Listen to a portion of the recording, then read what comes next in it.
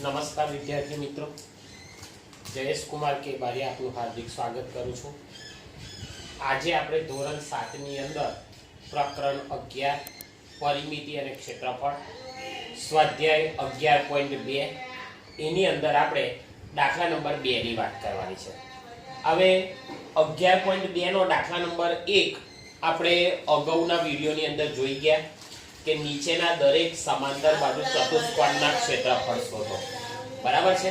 સમાંતર બાજુ ચતુષ્કોણનું ક્ષેત્રફળ શોધ્યા બાદ આપણે દાખલા નંબર 2 ની અંદર ત્રિકોણનું ક્ષેત્રફળ શોધવાનું છે। હવે ત્રિકોણનું ક્ષેત્રફળ શોધવા માટેનું સૂત્ર આપણને ખબર છે કે ત્રિકોણનું ક્ષેત્રફળ બરાબર 1/2 પાયો ગુણ્યા વેધ। 1/2 પાયો ગુણ્યા વેધ। બરાબર। પાયો એટલે આપણે એની નીચેનો જે ભાગ છે એને આપણે શું કહીશું? પાયો। બરાબર। અને વેધ એટલે ઊંચાઈ। વેધ એટલે ઊંચાઈ। બરાબર છે। એટલે આપણે પાયાને બી કહીશું અંગ્રેજીમાં। બરાબર।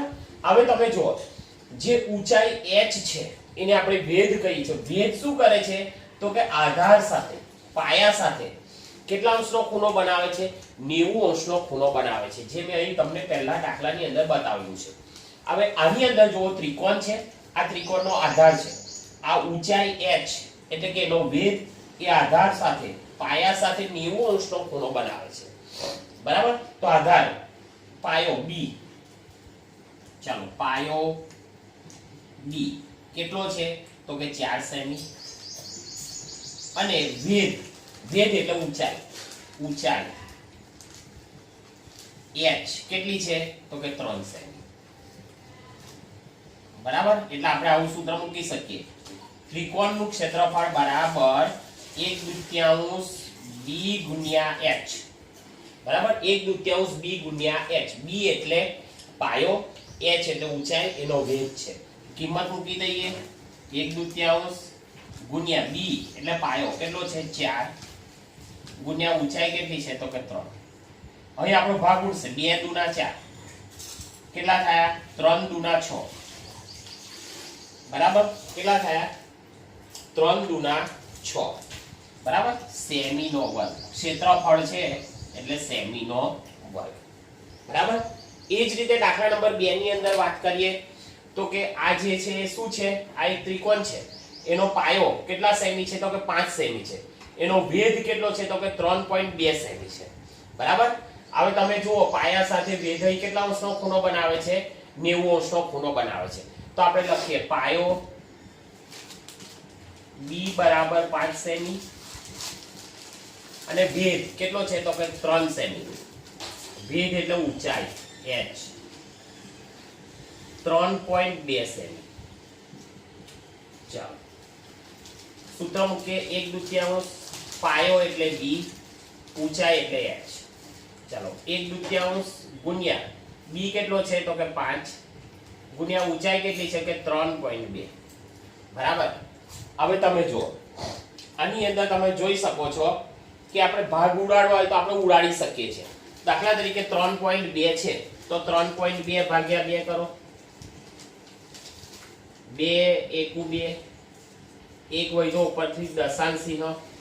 બરાબર। દશાંશ ચિહ્ન પછી 2 ઉતારો એટલે અહીં દશાંશ ચિહ્ન મૂકી દેવાનું, 2 × 12। બરાબર। એટલે કેટલો થયો? 1.6। ચાલો 1.6 ગુણ્યા 5 કરી દઈએ, 1.6 ગુણ્યા 5, એક દશાંશ ચિહ્ન છે, હવે ગુણાકાર કરી દઈએ, 6 × 5 = 30, વધી 3, 5 × 1 = 5 ને 3 8, કેટલા દશાંશ ચિહ્ન છે તો કે 1 છે, એક દશાંશ ચિહ્ન કાપી નાખો, કેટલો જવાબ આવ્યો તો કે 8 સેમીનો વર્ગ। 8 સેમીનો વર્ગ। બરાબર છે। ચાલો દાખલા નંબર 3 ની વાત કરીએ।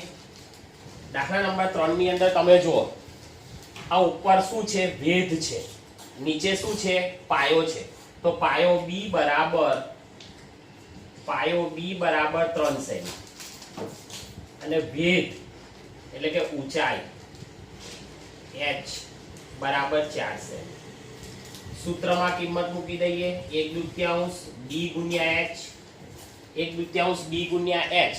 b કેટલો છે તો કે 3 સેમી 1/2 ગુણ્યા 3, ઊંચાઈ કેટલી છે તો કે 4, ભાગ ઉડશે 2 દુના 4, 3 દુના 6, 6 સેમી નો વર્ગ. બરાબર. આ શું થયું? ત્રિકોણનું ક્ષેત્રફળ. એકદમ સહેલામાં સહેલું છે. તમે પણ તમારું પાઠ્યપુસ્તક મારી સાથે ખુલ્લું રાખજો જેથી તમને વધુ ખ્યાલ આવે. બરાબર. હવે બી નંબરનો દાખલો છે. એની અંદર આપણને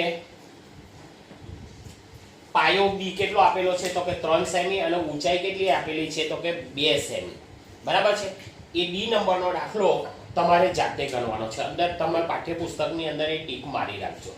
બરાબર.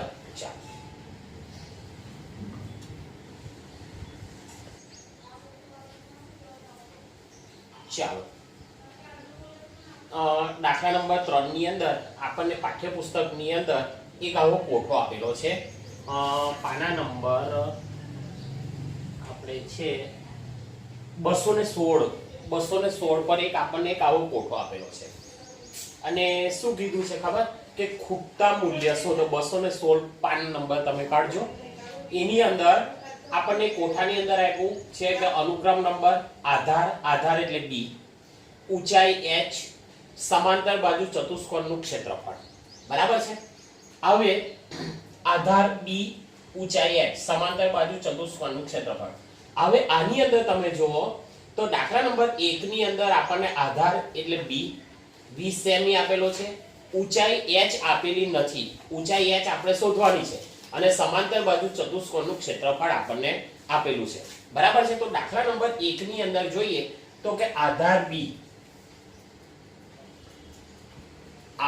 બી કેટલો આપ્યો છે આપણને 20 સેમી. ચાલો ઊંચાઈ h આપણે શું કરવાની છે? શોધવાની છે. અને સમાંતર બાજુ ચતુષ્કોણનું ક્ષેત્રફળ આપણને આપેલું છે. સમાંતર બાજુ ચતુષ્કોણનું ક્ષેત્રફળ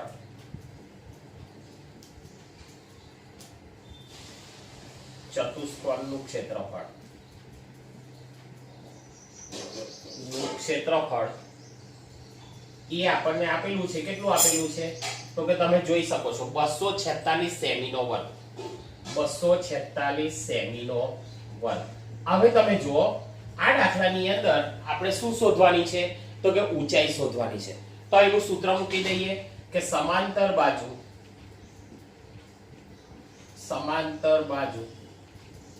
ચતુષ્કોણનું ક્ષેત્રફળ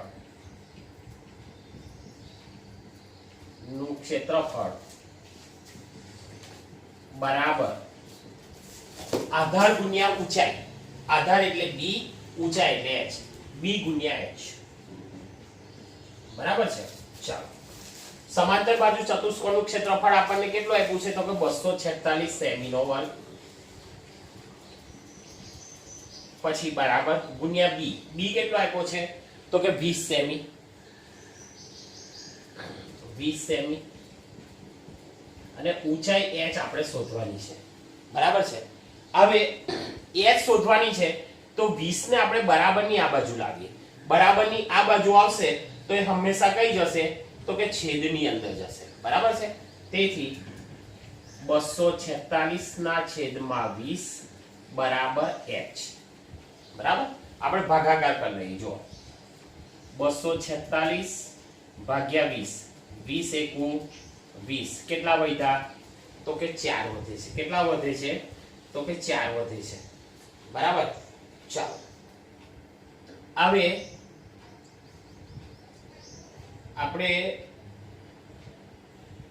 અહીંથી 6 નીચે ઉતારીએ તો જો 20 દુના 40, 20 તારી 60 વધી જાય એટલે કે 20 દુના 40 કેટલા વધ્યા તો કે 6.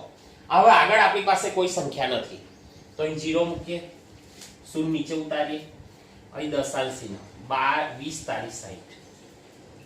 આપણો જવાબ કેટલો આવ્યો 12.3. તેથી h બરાબર 12.3 સેમી. બરાબર. આપણે h ઊંચાઈ કેટલી મળી તો કે 12.3 સેમી. બરાબર. તો અહીં આપણે લખી દઈએ ઊંચાઈ h કેટલી મળી તો કે 12.3 સેમી. બરાબર. હવે તમે આ બેનો ગુણાકાર કરશો ને તો તમને 246 મળશે. બરાબર. ચાલો દાખલા નંબર 2 ની વાત કરીએ. દાખલા નંબર 2 ની અંદર શું કીધું છે? આપણને આધાર બી આપેલો નથી. દાખલા નંબર 2 ની અંદર જોઈએ તો કે આપણને આધાર આપેલો નથી.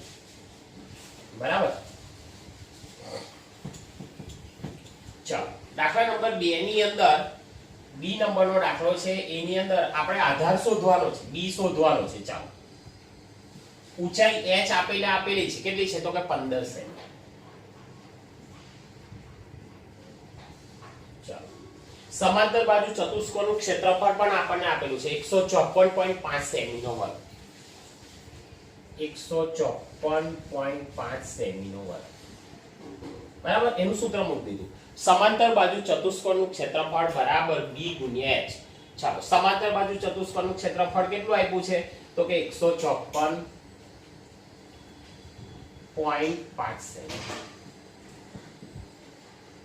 ચાલો b તો કે આપણે શોધવાનું છે. h કેટલું આપ્યું છે? તો કે 15 સેમી. બરાબર. હવે b શોધવાનો છે 15 ને આ બાજુ લાવો. 154.5 છેદમાં 15 બરાબર b. બરાબર. હવે આપણે ભાગાકાર કરી દઈએ. જો 154.5 15 એ ભાગીએ. જો 15 એ ભાગીએ આપણે તો શું થશે? જો 15 એકુ 15 0 0 ઉપરથી 4 ઉતારો. ભાગ ચાલતી નથી તો શૂન્ય મૂકો. પછી ઉપરથી 5 ઉતારો. હવે તમે જો 5 આપણે કઈ બાજુથી ઉતાર્યા? તો કે દશાંશ ચિહ્નની પેલી બાજુ, એટલે દશાંશ ચિહ્ન અહીં મૂકી દો. હવે 15 દુ 30 ને 15 તારી 45. તેથી b કેટલો જવાબ આવ્યો આપણો? તેથી b બરાબર 10.3 સેમી. b એટલે તો કે ઊંચાઈ, આધાર. બરાબર. કેટલો આવ્યો? તો કે 10.3 સેમી. બરાબર છે એકદમ સહેલું.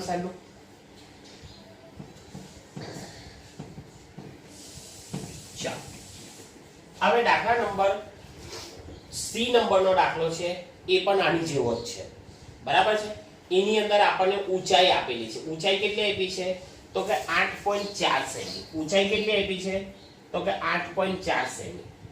અહીં આપણે લખી દઈએ ઊંચાઈ આપી આપણને 8.4 સેમી. ચલો એની અંદર પણ આપણે b શોધવાનો છે. અને સમાંતર બાજુ ચતુષ્કોણનું ક્ષેત્રફળ કેટલું આપ્યું છે?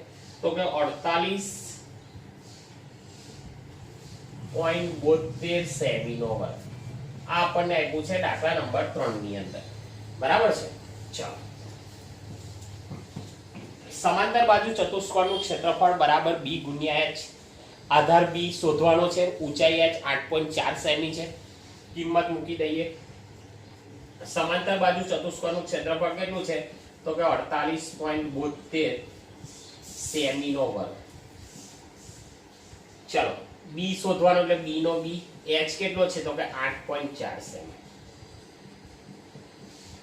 ચલો 8.4 ને આ બાજુ નીચે લાવીએ. તેથી 48.72 છેદમાં 8.4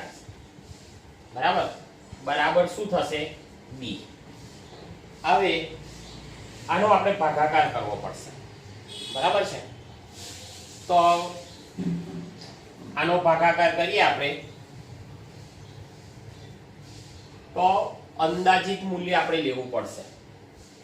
સમજો કે આ 8.4 છે એના છેદમાં 10 છે અને એ છેદમાં 100 છે. એવું કરી દઈએ આપણે. હું તમને બતાવું. જો 48.72 દશાંશ ને શતાંશ એટલે છેદમાં આપણે 100 કરી દઈએ. 8.4 છે એટલે 84 ના છેદમાં 10 થાય. 10 ને આપણે ઉપર લઈ જઈએ એટલે ગુણ્યા 10. બરાબર. 10 કઈ જતા રહ્યા? ઉપર. છેદમાં 100 આવી ગયા. આ ગયું. બરાબર છે. હવે જો હવે આપણે એ કરવાનું છે કે 4872 ભાગ્યા 84 કરી જોઈએ. હવે તમને એવું થાય કે સાહેબ અમને 84 નો ઘડિયો ના આવડે, પણ વાંધો નહીં, હું તમને શીખવાડું છું. 4872 ગુણ્યા 84. બરાબર છે. હવે તમે જો આની અંદર અહીં 84 છે, હવે બે સંખ્યા લઈએ ને તો 48 આવશે. કેટલા આવશે? 48 આવશે. તો આપણે શું કરવાનું છે એની અંદર? તો કે આપણે 3 સંખ્યા લેવાની, કારણ કે આ સંખ્યા કરતા 48 નાના છે. 3 લો તો કેટલા થયા? તો કે 487. બરાબર છે. હવે આપણને એવું થાય કે આપણને 84 નો ઘડિયો તો આવડતો નથી, તો 80 નો તો આવડે છે ને. 80 નો ના આવડે તો કઈ નહીં, 8 નો તો આવડે છે ને. 8 પરથી તમે અંદાજ લો. 8 × 8, 8 × 16, 8 તારીખ 24, 8 ચોક 32, 8 પંચા 40. આવું થયું. જો 8 પંચા 40 અને 8 છંગ 48. બરાબર છે. 8 પંચા 40. તો 8 પંચા 40 છે અને અહીં મીંડું મૂકી દો એટલે 80 પંચા કેટલા થઈ ગયા? તો કે 400. 8 પંચા 40 ને એક મીંડું ચડા દો, 400 થાય. એટલે 84 નો ઘડિયો આપણે હવે 8 છંગ 48. 8 છંગ 48 એટલે 80 × 6 કરો 480 થઈ જાય, પણ આપણી પાસે અહીં 84 છે એટલે આ નહીં ચાલે. ઉપરનું કરો. હવે 84 × 5 કરી જુઓ. 5 ચોક 20 શૂન્ય વધી 2, 8 પંચા 40 ને 2 42. કેટલા થયા? તો કે 420. બરાબર. તો 84 પંચા 420. અહીં 7, અહીં 6 અને અહીં 0. બરાબર. ઉપરથી 2 ઉતારો. હવે ફરી 80 નો અંદાજ લગાવી દો તો તમને ખ્યાલ આવશે. તો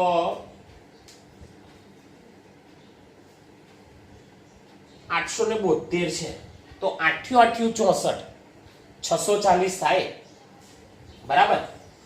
કેટલા થાય? 640. 8 × 8 = 64. એટલે આપણે 84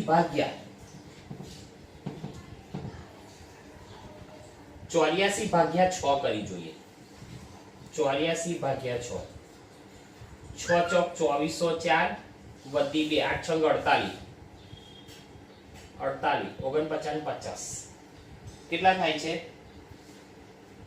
તો કે 84 × 8 કરી જોઈએ. 8 × 8 = 64 છે એટલે ચાલો. 8 ચોક 3202 વધી 3.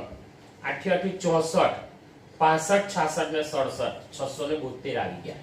એટલે 84 8 672. બરાબર. 0 0 આવી ગયો. શું જવાબ આવ્યો આપણો? 58. એટલે 84 ને તમે 58 વડે ભાગો તો કેટલા આવે? 4872. શું જવાબ આવ્યો આપણો? બરાબર બી. તેથી 58/10 બરાબર બી. તેથી બી બરાબર 5.8 છે. બરાબર છે. આ થોડુંક ભાગાકારની અંદર તમને ખ્યાલ આવે, પણ થોડોક આપણે અંદાજ લેવો પડે. બરાબર. જે આપણે ધોરણ 6 ની અંદર આપણે શીખી ગયા છે. 8 નો અંદાજ લઈને આપણે આ રીતે ભાગાકાર કરવાનો છે. એટલે બી કેટલો મળ્યો આપણને? 5.8 સેમી. બરાબર છે. હું અહીં લખી દઉં 5.8 સેમી. હવે ડી નંબરનો દાખલો છે એ તમારે જાતે ગણવાનો છે. બરાબર. ચાલો.